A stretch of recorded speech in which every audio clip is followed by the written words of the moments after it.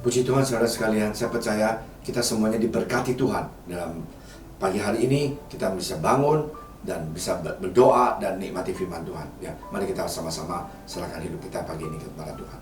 Tuhan Yesus, terima kasih Tuhan atas hari ini. Berkatilah kami Tuhan, pakailah kami Tuhan, supaya Tuhan kami semuanya sungguh bisa menjadi anak Engkau. Dalam nama Engkau Tuhan Yesus kami berdoa, amin. Saudara sekalian, banyak orang mengatakan, oh, Tuhan itu tidak ada. Tuhan itu tidak mempunyai kasih. Tuhan itu hanya sesuatu yang kita bayangkan. Tapi saya katakan tidak. Kita mau lihat satu ayat yang luar biasa, yaitu 1 Yohanes 4 ayat ke-8. Ya, Johnny akan bantu kita baca. Ya, apa yang dikatakan di firman Tuhan? 1 Yohanes 4 ayat 8.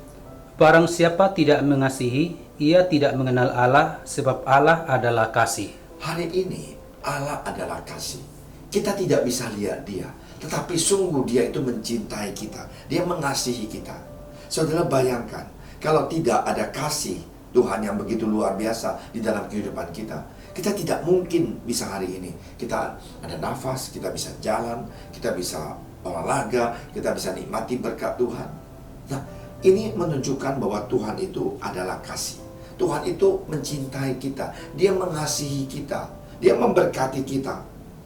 Nah, banyak orang yang hidup di dunia ini, mereka ngeluh, mereka marah, mereka mengatakan dunia ini tidak adil, tidak ada Tuhan. Kalau ada Tuhan, kenapa?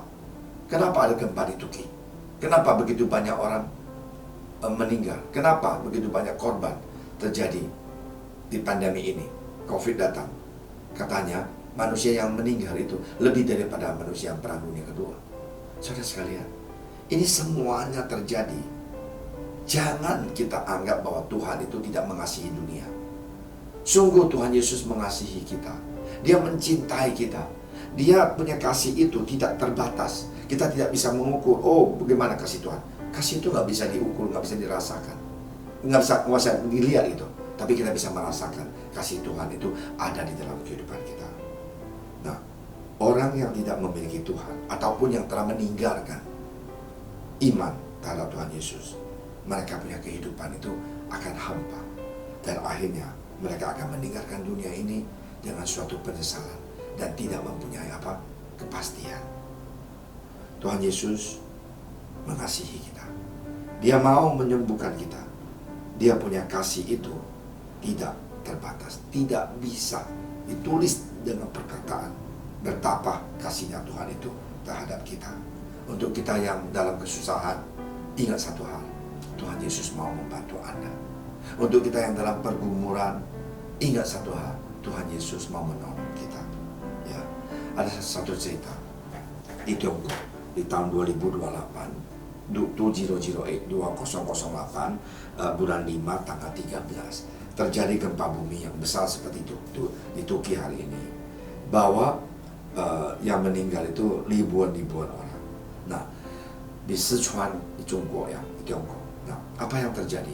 Bahwa tim itu datang untuk menyelamatkan banyak orang dan juga keluarkan mayat-mayatnya, karena gempa itu begitu dahsyat.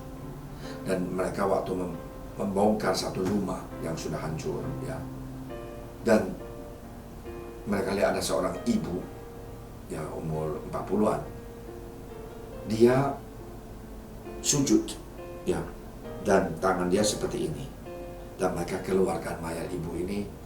Waktu mereka keluarkan mayat ini, mereka lihat ada satu bayi dipeluk ibunya ini, dan ada satu handphone di tangan ibu ini. Dan anak ini tidak kena apa-apa, dan dia dalam keadaan sehat walafiat, dan dia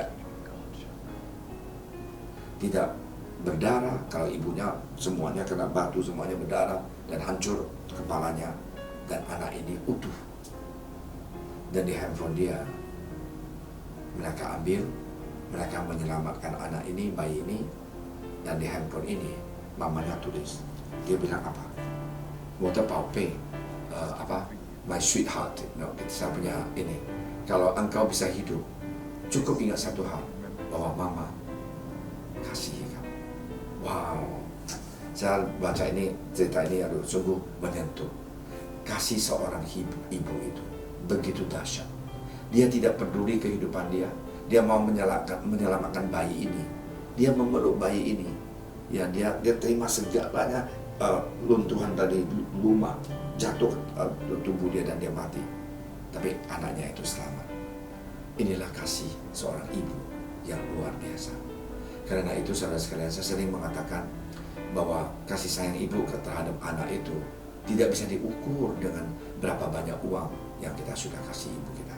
Ada orang bilang, oh pastor, saya sudah kasih rumah ke mama saya, beli mobil BMW buat mama saya, so what, saya sudah bebas, saya sudah balas budi terhadap mama saya dengan sama istri saya, sayonara, saya mempunyai hidup saya, mama saya udahlah.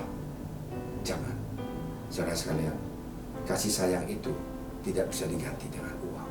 Apa yang mama mau bukan hanya baby band dan rumah yang besar itu, tapi mami mau kasih Anda harus kembali ke dia seperti dia mengasihi kamu waktu kamu masih kecil. So today, ingat, kasih mama yang luar biasa. Ada satu kasih yang lebih luar biasa lagi, yaitu kasih sayang Tuhan Yesus. Dia lelah mati di kayu salib, ya. Dia disalib dan darah dia, ya, pakunya di tangan dia, ya, di lambung dia, semuanya darah itu. Dan dia mengatakan, hai anakku, aku mencintai kamu. Aku menggantikan kamu mati di kayu salib supaya kamu memiliki kehidupan yang kekal. Inilah kasih Tuhan yang tidak bisa kita bayar dengan apapun, hanya dengan kasih kita kembali ke dia dan kembali ke orang yang keliling kita. May the Lord bless you. Ingat, sumber kasih itu dari Tuhan. Marilah kita dekat dengan Tuhan, bahwa kasih itu akan mengalir, Roh Kudus akan membantu kita mengasihi orang lain. Ya, kita berdoa. Tuhan Yesus, terima kasih Tuhan atas firman Engkau, terima kasih atas kasih sayang Engkau, terima kasih atas kebaikan Engkau, terima kasih atas berkat Engkau. Tuhan, maafkan kami, kadang-kadang kami egois, kami munafik, kami tidak tulus untuk melakukan firman Engkau. Tolonglah kami Tuhan, supaya kami bisa menjadi anak Engkau yang baik, yang hidup berkenan di hadapan Engkau, dan menjadi saksi hidup di lingkungan kami, di masyarakat kami. Terima kasih Tuhan. Di dalam nama Engkau Tuhan Yesus, kami berdoa.